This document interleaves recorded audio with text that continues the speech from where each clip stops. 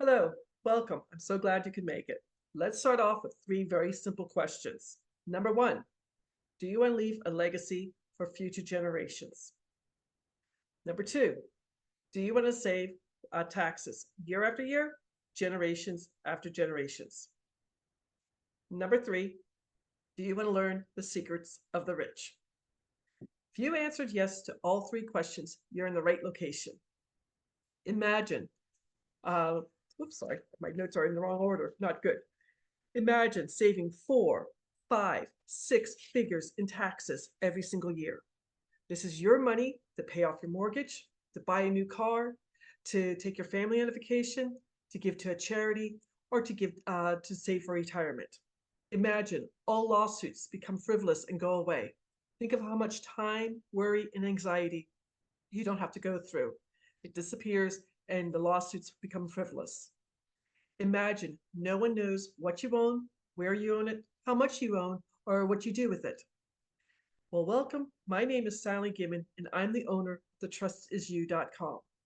My goal is to teach as many U.S. business owners, entrepreneurs, and 1099 income earners, and U.S. investors how to save taxes legally with the Spendthrift Trust. It's legal and it's in the IRS Tax Code 643B. I believe every business owner, 1099 income earner, entrepreneur, and investor needs to know this information. It's not taught in schools. It's my job to teach it. I believe I found the solution to my problem about having to pay my tax bracket going from 22% to 24% when I found out in April of 2020, the start of COVID, and it was a shock to me. I want to teach this to as many people so they don't get shocks like I did. And I believe the playing field must be leveled for all businesses, no matter what their size. The Spendthrift Trust is going to save you in four very important ways. Write these down. Number one, taxes, year after year, generation after generation. You purchase a trust once and it goes generation after generation. The Rockefeller Spendthrift Trust is 7 generations old and has almost 400 people under the same EIN or employee identification number. Number two, your information is completely private. There is a false rumor out there that your LLC, S Corp, or C Corp keeps your information private. Hate to tell you this, that's not true.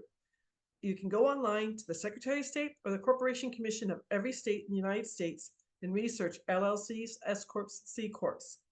Do you realize 40% of all LLCs get sued every year? It's not private. Number three, talking about lawsuits. All lawsuits become frivolous. All your assets are kept in the trust. No one can get to them because it's a titanium vault. And if the renter's dog gets out and bites someone, they can't come after you. If someone trips and falls, I suggest have a little bit of liability to help them with their medical payments, but you don't need a huge umbrella policy. Now I know what you're thinking. You're like, ha ha ha, this is not true. My CPA hasn't told me this. My financial planner hasn't told me this. Why is this not known? That's a great question. It is in the IRS Tax Code 643B. Write that down, 643B. If you Google IRS Tax Code 643B, you will find an opinion letter from the IRS from 2011. They say they don't like the Spendthrift Trust and you have to talk to a tax professional. I work on behalf of the law firm that has the copyright on the Benson Financial Trust. Paul Benson was a Harvard law professor.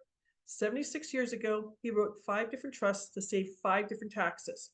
You're not tax free. You're saving very specific taxes.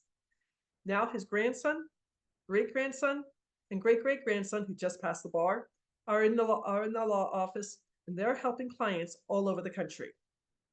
Now, this comes from way back when King Henry VIII, yep, that king who chopped off his wives' heads, started the Church of England. This is 1534. He went to go tax the lords and ladies of England, and they went further back into history to the Magna Carta, 13th century. He said, no, no, no, no, King Henry VIII, you can't do this. It's contract law that came to the colonies while we were still part of England. Now, the law firm, like I said, is 76 years old. They inherited a trust that turned 350 years old in 2023. This has been around for over 3.5 centuries. Um, Now, there's 5 elements to this trust, and they're super important. The full name for the trust is irrevocable, complex, discretionary, non-grantor, spendthrift trust. Irrevocable, generation to generation. There's a misconception.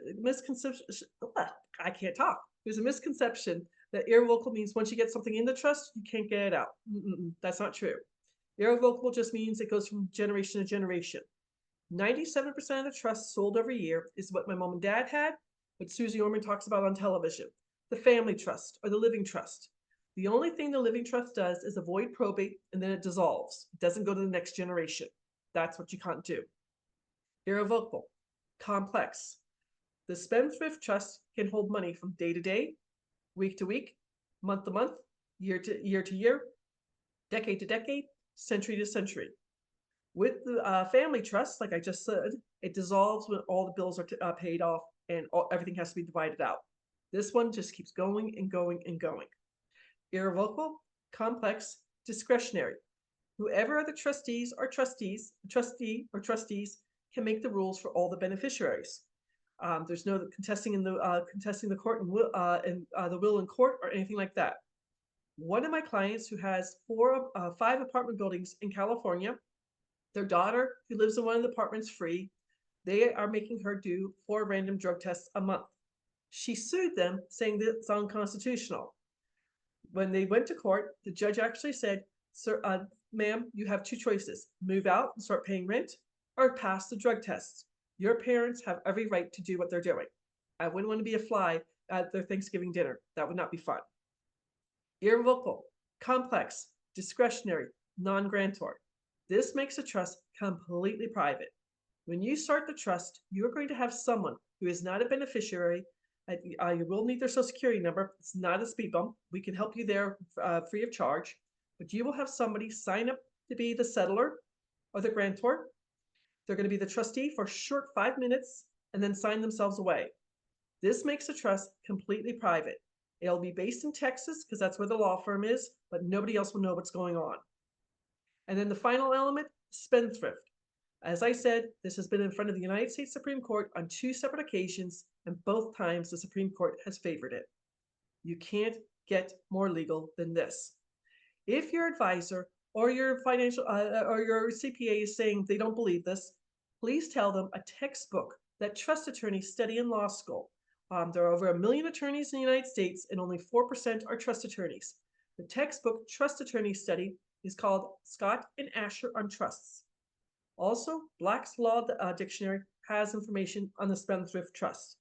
Please check it out because I don't want people to think this is a pig in a poke. This is legal and it's there. My free class on the Great Discovery is my name, www.sallygimmon.com. When you go out to that Great Discovery, you're going to find a 23-minute presentation. You're going to find 3 articles from Forbes magazine.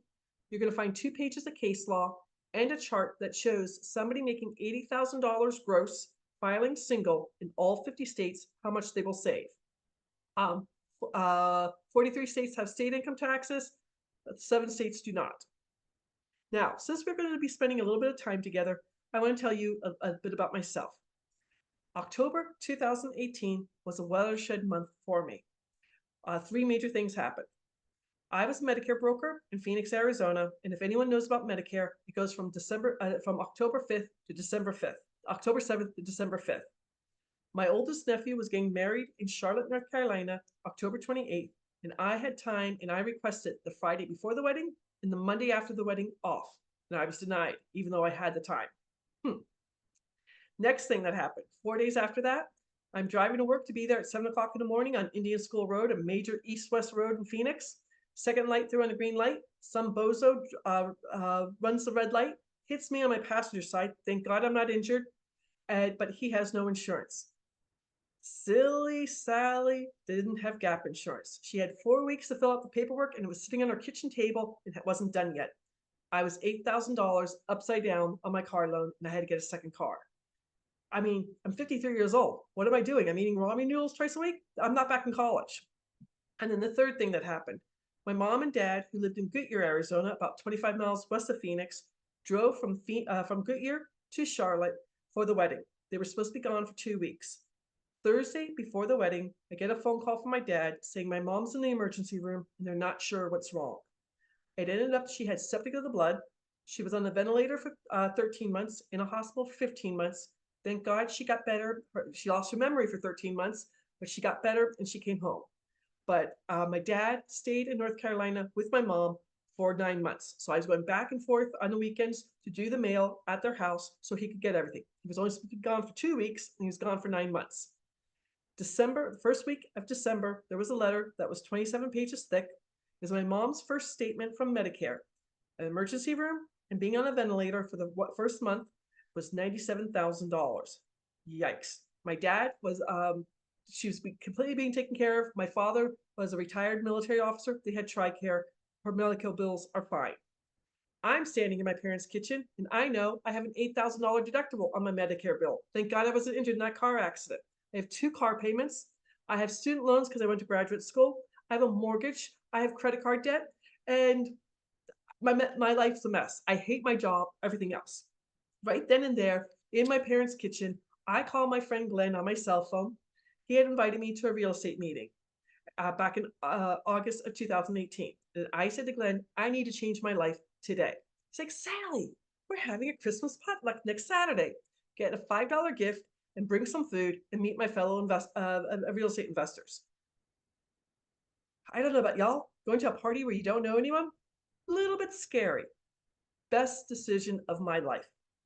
I started real estate investing in 2019, still working full-time as a Medicare broker. I wholesaled 7 properties nationwide, and I paid off $184,000 in debt. Yay, Sally! I am completely debt-free. I'm doing great. I'm a rock star. I knew about capital gains. I had $50,000 sitting in my bank account to pay for my capital gains. April 2020, my CPA calls to ask for a meeting. That's never a good situation. Drive out to his place for 4:30 meeting, and he tells me, Sally, you're doing so well. Your tax bracket went from 22% to 24%. What? That made my short-term capital gains were not $50,000, they were $97,000. This is April of 2020, the start of COVID. 3 of my properties stopped paying me, and I'm scrambling to figure out what I'm going to do. My mom, who's Irish, my great aunt Kitty in Ireland always said, sleep on it.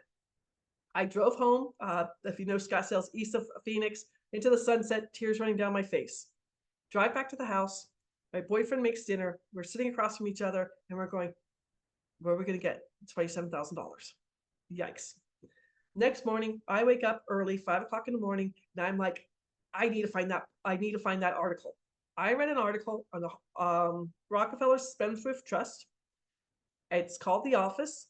It's 7 generations old, and they have over 400 people in the trust. I started my quest for 5 months to research the Spendthrift Trust. In September of 2020, I started both my business and my beneficial Spendthrift Trust with a law firm, and I've never looked back. September of 2020, I started teaching in my real estate group. I was the first female mastermind hostess, I guess you call it, the hostess with the mostest. I started teaching in my real estate group. I have done 28 wholesale deals. I have 12 notes in the trust. I have a crypto bot in the beneficial trust, and I have 3 seller financing houses in the trust. In the business trust, that's all the beneficial trust. In the business trust, I have 3 online businesses where I get paid 1099 income. In 2022 and 2023, I saved 92% on my federal income taxes, and I did not pay North Carolina state income taxes. My goal is to teach this to as many people out there so they know, first off, they know this information, and second off, if it's right for them, they could start saving money. If you're making at least $80,000 gross, you will be saving money. One of my favorite stories is my favorite local pizzeria, New York style pizza. They have the best white pizza. I had taken my friend Ingrid door knocking in February of 2023.